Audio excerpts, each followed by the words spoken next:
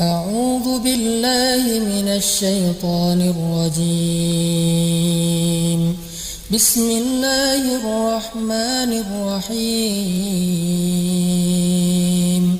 شهر رمضان الذي أنزل فيه القرآن هدى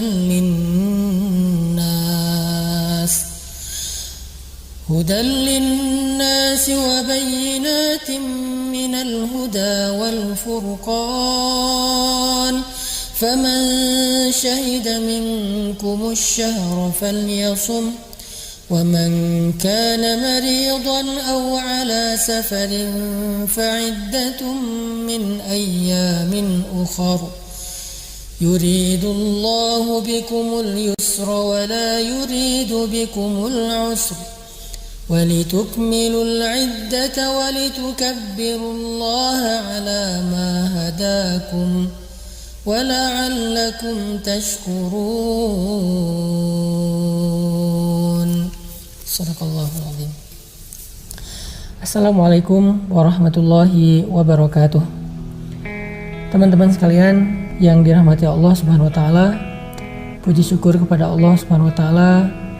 Pada hari ini kita bersama-sama dengan nikmat dari Allah Subhanahu wa taala mulai memasuki bulan suci Ramadan. Allah Subhanahu wa taala memuliakan satu makhluk di antara makhluk yang lain. Allah memuliakan manusia di antara semua ciptaan-ciptaannya. Allah mengistimewakan matahari di antara sekian banyak bintang. Allah mengistimewakan para rasul, para nabi di antara sekian banyak manusia. Allah mengistimewakan Jibril alaihissalam di antara sekian banyak malaikat. Allah mengistimewakan hari Jumat di antara hari-hari dalam satu pekan. Sebagaimana Allah mengistimewakan sekian banyak makhluknya di antara makhluk-makhluknya yang lain, begitu juga Allah mengistimewakan bulan Ramadan di antara 12 bulan di dalam satu tahun. Seolah-olah kedudukan Ramadan ini, kata ulama, seperti kedudukan matahari di antara sekian banyak bintang yang cahayanya lebih terang, yang manfaatnya lebih besar, dan ketika dia muncul maka bintang-bintang akan raib dan tidak terlihat. Atau juga para ulama mengumpamakan kedudukan Ramadan di dalam 12 bulan dalam satu tahun di sisi Allah Subhanahu wa taala adalah seperti kedudukan Nabi Yusuf di antara saudara-saudaranya di sisi Yakub alaihissalam. Sebagaimana Nabi Yakub sangat mencintai Nabi Yusuf, maka demikianlah Allah sangat mencintai bulan suci Ramadan. Sehingga siapapun di antara hamba-hambanya yang mendapatkan keistimewaan untuk bisa bertemu dengan bulan suci Ramadan, mengisi bulan tersebut dengan ibadah-ibadah yang istimewa, maka kedudukan hamba itu di sisi Allah adalah seperti kedudukan Nabi Yusuf di antara saudara-saudaranya di sisi Nabi Yakub. Ini adalah keistimewaan dari bulan suci Ramadan. Kalau kita membaca hadis-hadis Nabi dan perkataan para ulama tentang bulan ini, maka kita akan menemukan banyak sekali keistimewaan yang dimiliki oleh bulan Ramadan dibandingkan dengan bulan-bulan yang lain. Walaupun semua bulan dan semua waktu itu adalah waktu-waktu yang baik, tetapi tetap aja di antara yang baik itu ada yang paling istimewa. Seperti waktu malam, maka sepanjang malam itu adalah waktu yang baik, tetapi yang paling istimewa adalah sepertiga malam terakhir. Sepanjang satu pekan adalah hari-hari yang baik, ada hari Senin, ada hari Kamis, dan hari-hari yang lain, tetapi Sayyidul Ayyam, pemimpinnya para hari, adalah hari Jumat. Seperti semua para nabi adalah hamba-hamba yang baik, hamba-hamba yang istimewa di sisi Allah, tetapi pemimpinnya para nabi, Sayyidul Anbiya, adalah Rasulullah SAW. Begitu juga semua bulan adalah bulan yang baik, tetapi yang paling istimewa dan pemimpinnya para bulan adalah Ramadan. Sehingga di dalam banyak hadis Nabi menyampaikan keistimewaan Ramadan, yang mudah-mudahan kalau kita belajar tentang keistimewaan Ramadan, kita jadi tahu kenapa kita harus bersyukur ketika kita mendapatkan kesempatan bertemu dengan bulan suci Ramadan.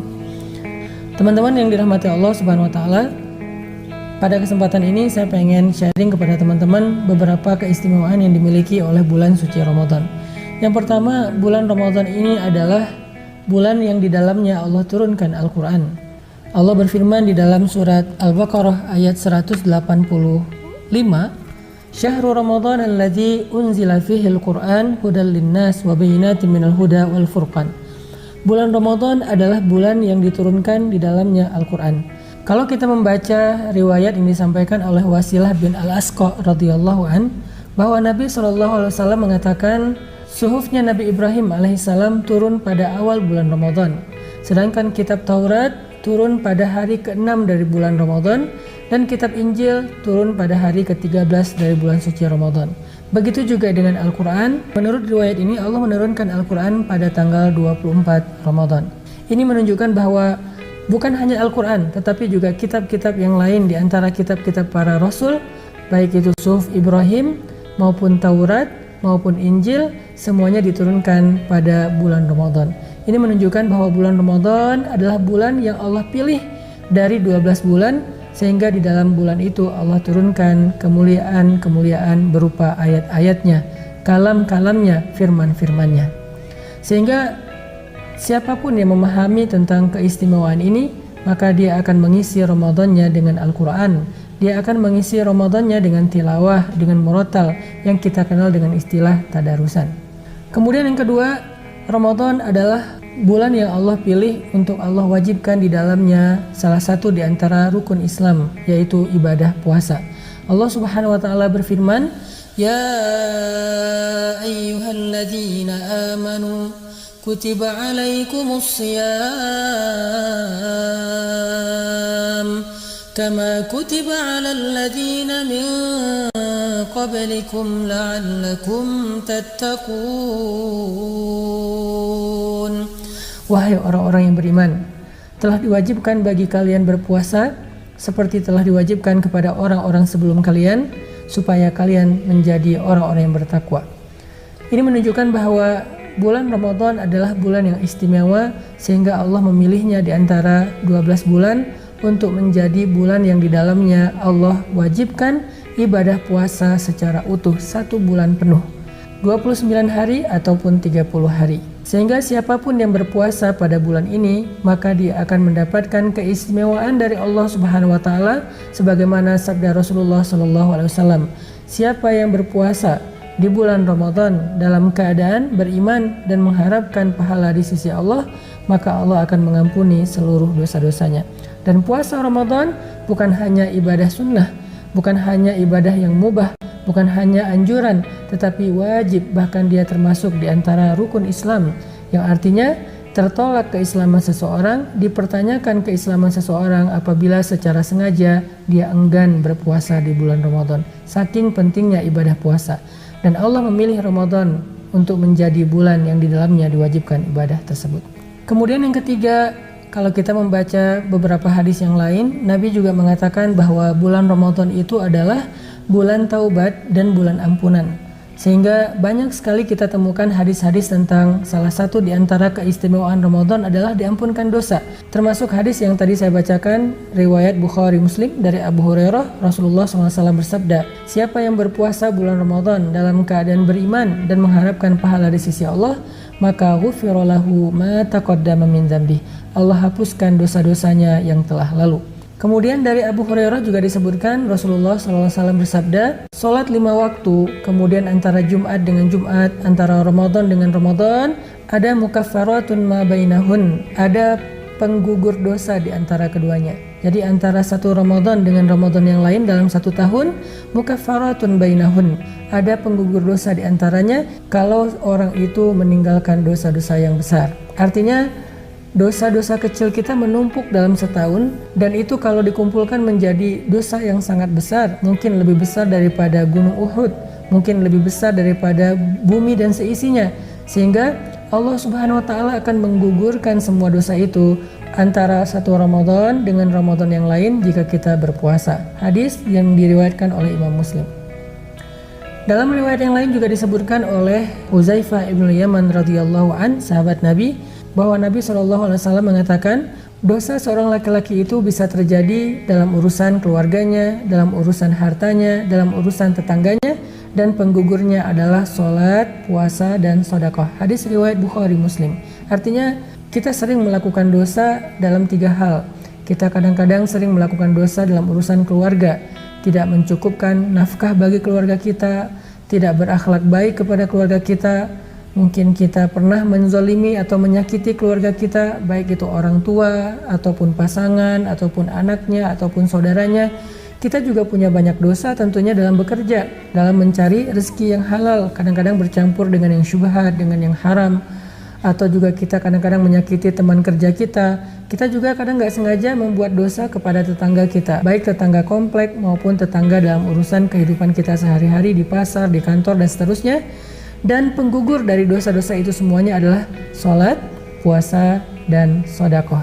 Sehingga siapa yang bisa memaksimalkan ibadah puasanya, maka Allah jaminkan semua dosa dalam kehidupan dia selama ini akan Allah gugurkan satu persatu selama bulan Ramadan.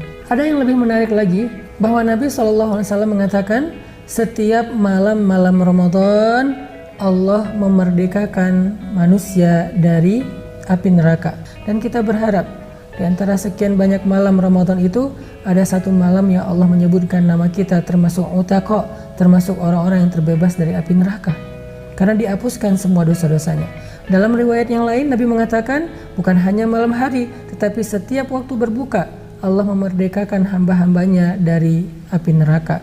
Sehingga kita berharap pada satu sore, pada satu waktu maghrib, ketika kita berbuka puasa, waktu itu Allah menyebut nama kita, Fulan bin Fulan, Fulanah bintu Fulan, dia terbebas dari api neraka, sehingga kita menjadi orang-orang yang mendapatkan kemenangan pada waktu itu.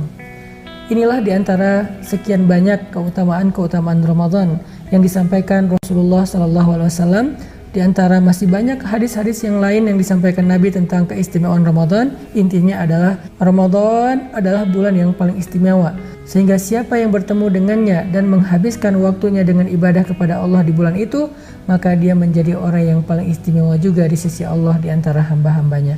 Mudah-mudahan kita semangat menyambut bulan Ramadan dengan sekian banyak program-program amal solih, ibadah, dengan semangat yang luar biasa, dengan niat untuk bisa menyempurnakan semua kebaikan, sehingga Ramadan kita kali ini adalah Ramadan penggugur dosa, Ramadan yang mengangkat derajat, Ramadan yang menjadikan kita termasuk orang-orang yang dibebaskan dari api neraka.